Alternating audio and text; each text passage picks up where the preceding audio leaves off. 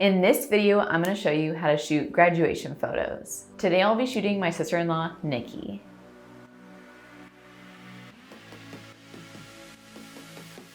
Looks good, yeah. Step 1, find a location. If you're in South Orange County, be sure to check out my 8 go-to spots for any kind of lifestyle shoot. Tip, get there early and scope out a couple different spots to take photos. Step 2, nail your settings. Take a test shot to get lighting and focus. For me, the settings I'm using today are... Step 3, poses. Have a list of poses.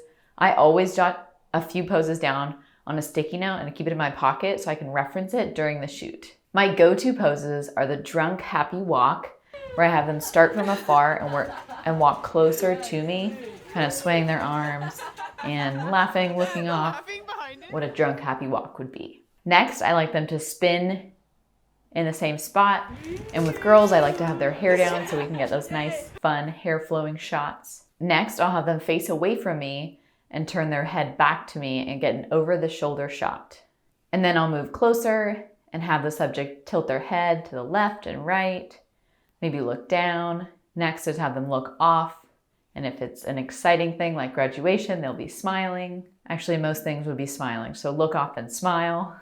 Next, I'll have them do a power pose stand, where their arms are to their side and they're just standing confidently. Then again, I'll move closer and have their hand be put on their arm for this sweet kind of look. Following that, I'll have them grab their sash and get a few shots with the sash and the cap and the gown. And finally, a celebration with their arms up, they're throwing the cap, and it's really a celebrating shot. Step 4, start shooting. Be sure to compliment, but don't go overboard. Show your model some of the photos on your camera so they feel confident. Keep moving closer and farther away from the subject to get a variety of shots. And then switch locations and do the same poses over again. If you learned something from this video, be sure to give it a like.